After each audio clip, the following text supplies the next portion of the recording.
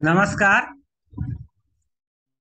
JEE advance के paper की analysis करने के बाद और उसमें क्लस्टरिंग करने के बाद आज हम नीट के 5 साल के पेपर की एनालिसिस किए हैं।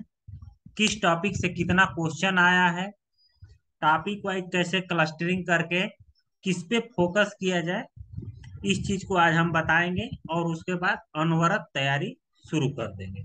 ठीक है।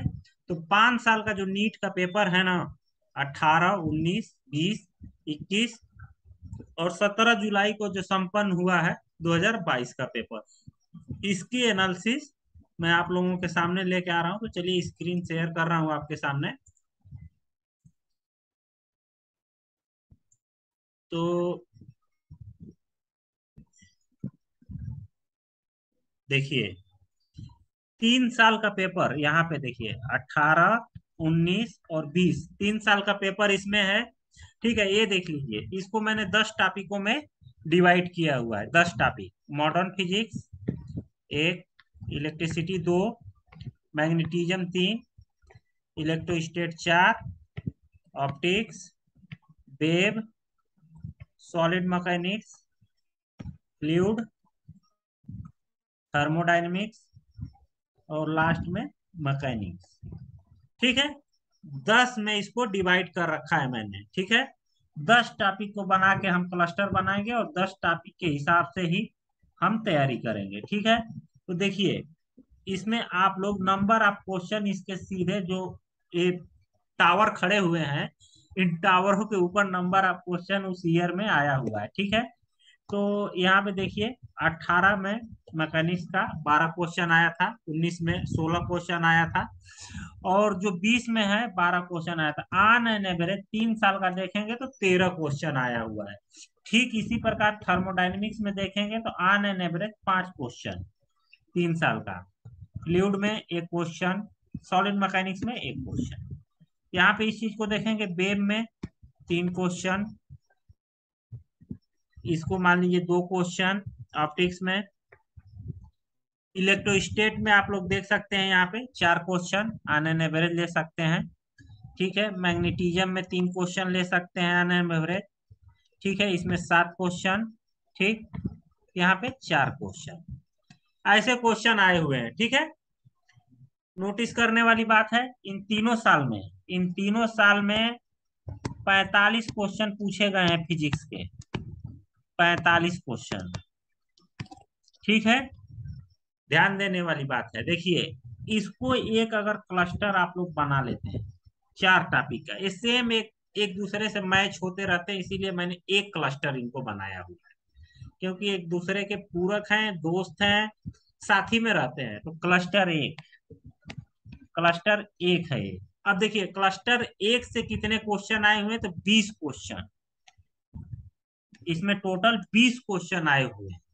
ठीक है, लगभग में आपके पूरे जो 45 क्वेश्चनों का जो सीरीज है, उसमें लगभग में 45% ये कवर कर रहा है। क्लस्टर एक 45% ये आपके क्वेश्चनों की संख्या को कवर कर रहा है। अब देखिए, क्लस्टर दो को देखिए। क्लस्टर दो हमारा ये है, इलेक्ट्रोस्टेट, मैग्नेटिज्म और इलेक्ट्रिसिटी। ठीक है, इसमें ऑन एन एवरेज 14 क्वेश्चन आए हुए हैं। एक क्लस्टर दो है, एक क्लस्टर दो है, इसमें 14 क्वेश्चन आए हुए हैं। लगभग में 33% क्वेश्चनों को कवर कर रहा है। ठीक, अब आ जाइए क्लस्टर तीन पे, वेब और ऑप्टिक्स। ये है आपका क्लस्टर तीन। एक क्लस्टर तीन है, इसमें ऑन एन एवरेज 5 क्वेश्चन आए हुए हैं। ठीक है, 5 क्वेश्चन। ये कितना कवर कर रहा है, लगभग में 10% आपके सिलेबस को कवर कर रहा है। ठीक है, ये ले लीजिए cluster four, modern physics. Cluster four है, ये भी 10% आपके सिलेबस को कवर कर रहा है। 10%। अब देखिए, 10% ए, 10% ए 20%, और ए आपका हो गया 33%। कितना हो गया, 93%। और 45% ए लीजिए, लगभग में 100%। थोड़ा बहुत इधर उधर हो रहा होगा 1-2% का, मगर इसमें बहुत घबराने की जरूरत नहीं है। तो 3 साल में ए पैटर्न रहा है, आप लोग इसको ध्यान से देख लीजिए। 3 साल का पैटर्न। अब अगला जो है अगले 2 साल का जो रेलेवेंट है, एक बहुत ज्यादा रेलेवेंट है 22 का, 21 का भी रेलेवेंट है। इसमें देखिए 21 और 22 का 10 टॉपिक वही जो मैं आप लोगों को पहले बताया हूँ। अब देखिए यहाँ पे मैकेनिक्स का पोर्शन देखिए, on an average 15 question, thermodynamics 3 question, fluid 2 question, और सॉलिड मैकेनिक्स 1 क्वेश्चन। ठीक है, 2 क्वेश्चन और 1 क्वेश्चन। देखिए इसमें जो है इस दोनों सालों में नीट ने क्या किया, क्वेश्चनों की संख्या फिजिक्स में बढ़ा के 50 कर दी। ठीक है, नंबर ऑफ क्वेश्चन 50। ठीक, अब देखिए इसमें कितना हो रहा है, देखिए 3 क्वेश्चन है, 2 क्वेश्चन है और एक है, लगभग में ये ऑन एन एवरेज 21 क्वेश्चन बैठ रहा है। ठीक है, क्लस्टर एक को 21 क्वेश्चन इसमें बैठ रहा है, 21 क्वेश्चन क्लस्टर एक में लगभग में 40% सिलेबस को कवर कर रहा है, यानी कि 40% सिलेबस 40% क्वेश्चन को कवर कर रहा है। क्लस्टर 2 पे चलेंगे, क्लस्टर 2 में आप देखिए यहाँ पे देखिए ऑन एन एवरेज ये हो जाएगा आपका 5 क्वेश्चन मान लीजिए, 4.5 आ रहा है मतलब 5 मान लीजिए, इसको भी 5 क्वेश्चन मान लीजिए मैग्नेटिज्म से, और इसको 11 क्वेश्चन मान लीजिए। ठीक है, 11 क्वेश्चन आए हुए। क्लस्टर 2 की बात हो रही है। अब क्लस्टर 2 में कितना क्वेश्चन हो गए, लगभग में 21 क्वेश्चन हो गया। ठीक है, 21 क्वेश्चन। ठीक, ये भी आपका मान लीजिए 40% सिलेबस ये कवर कर रहा है। ठीक है, क्लस्टर 2, एक क्लस्टर 2 है। ठीक है, इसको ध्यान रखना है। अब देखिए क्लस्टर जो 3 है हमारा, इसमें आने एन एवरेज 2 क्वेश्चन ये हो जाएगा, मान लीजिए 4 क्वेश्चन ये हो गया, 7 क्वेश्चन क्लस्टर 3 में आ रहा है। एवरेज की बात हो रही है। ठीक है, इसको ध्यान रखना है, एवरेज थोड़ा कम थोड़ा ज्यादा हो सकता है, इसमें बहुत ज्यादा वो करने की नहीं जरूरत है। अब क्लस्टर 3 में हमने किस चीज को लिया है, वेब को लिया है, ऑप्टिक्स को लिया है। ठीक है, अब देखिए दोनों जो 6 क्वेश्चन कवर कर रहे हैं, यानी कि ये लगभग में 10 से 12% सिलेबस को या फिर नंबर ऑफ क्वेश्चन को कवर करेंगे।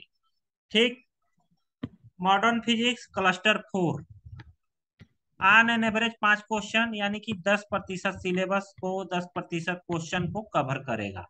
ठीक है, इतना कंफर्म हो गया। अब देखिए 40% यहाँ कवर हो गया, 40% यहाँ कवर हो गया, 10% ये हो गए। ठीक है, 100% हो गए। अब हमें पढ़ना कैसे है, सबसे ज्यादा ये सभी तीनों जो हैं, इलेक्ट्रोस्टेट, मैग्नेटिज्म और इलेक्ट्रिसिटी, इनके क्वेश्चन एक दूसरे के मिक्स में रहते हैं। तो एक क्लस्टर बना के 40% क्वेश्चनों को यहाँ से कवर करना है। थर्मोडाइनमिक्स, फ्लूइड, सॉलिड मैकेनिक्स और मैकेनिक्स। देखिए थर्मोडाइनमिक्स और फ्लूइड ना एक दूसरे के पूरक हैं, यानी कि एक दूसरे में इसमें क्वेश्चन बनता रहता है मिक्स करके। सॉलिड मैकेनिक्स और मैकेनिक्स एक दूसरे से पूरक हैं, और इन चारों को अगर मिला दिए तो इस चारों साथ में रहते हैं। ठीक है, और एस सी वर्मा जी के कंसेप्ट ऑफ फिजिक्स के पार्ट 1 में आते हैं, ये भी एक इन लोगों की दोस्ती है। तो 40% क्वेश्चन यहाँ से कवर हो रहा है, तो इनको हमको 40% टाइम देना है। 40% क्लस्टर 1 को देना है, क्लस्टर 1 ये हो गया। 40% क्लस्टर 2 को देना है, 10% हमें क्लस्टर 3 को देना है, 10% क्लस्टर 4 को देना है। देखिए किसी भी चीज में, किसी भी सब्जेक्ट में, मतलब modern physics, electricity, magnetism, thermodynamics, optics, wave, किसी में हमें पीएचडी नहीं करनी है। हमें number of maximum number of question cover करने हैं। अगर मॉडर्न फिजिक्स से 10% ही वेटेज है तो उसको हम 25% क्यों पढ़ें। मैटर बैठ रहा है ना, कि अगर मॉडर्न फिजिक्स से 5 ही क्वेश्चन आ रहे हैं और आपने हमने फिजिक्स की तैयारी करते हुए आधा टाइम मॉडर्न फिजिक्स में पढ़ लिए, अब 5 क्वेश्चन करके चले आए, सिलेक्शन नहीं होगा, कभी नहीं होगा। जिस हिसाब से इसमें वेटेज है उसी हिसाब से टाइम को मैनेज करना पड़ेगा, उसी हिसाब से अपने टाइम में स्टडी को डिवाइड करना पड़ेगा, और डिवाइड करके उसी तरीके से तैयारी करनी पड़ेगी। अगर ऐसा नहीं कर रहे हैं तो आप 10% के वेटेज वाले क्वेश्चन पे अगर आप 20% का टाइम दे रहे हैं तो आप 10% क्वेश्चन आप लॉस झेलेंगे। 10% क्वेश्चन आप लॉस झेलेंगे, यानी कि आपका सबका कंपटीशन 50 में होगा, 50 क्वेश्चनों पे, तो आपका कंपटीशन 45 क्वेश्चन पे आ जाएगा खुद ही। और 5 क्वेश्चन अगर गलत हो जाते हैं ना, किसी भी कंपटीशन एग्जाम में 5 क्वेश्चन आप मतलब एक तरह इंटेंशनली छोड़ रहे हैं बिना मैनेजमेंट के, तो आप आउट ऑफ पवेलियन है। ठीक है, आपको पवेलियन में खड़ा नहीं होने देंगे लोग। सबकी स्ट्रेटजी होती है। ठीक है, मैं यहाँ पे बहुत ज्यादा बहसबाजी और ये सब चीजें नहीं कर रहा हूँ, मगर इस चीज को लॉजिकली सोचिएगा आप लोग। ठीक है, और यही चीज यहाँ पे देख लीजिए। यहाँ पर भी थोड़ा सा उस समय मैकेनिक्स का पोर्शन ज्यादा था, 45 क्वेश्चन थे, 45% आती थी। मैकेनिक्स के साथ थर्मोडायनेमिक्स थी, फ्लूइड था और सॉलिड मैकेनिक्स था। 45% वेटेज था, मगर अब हो गया 40%।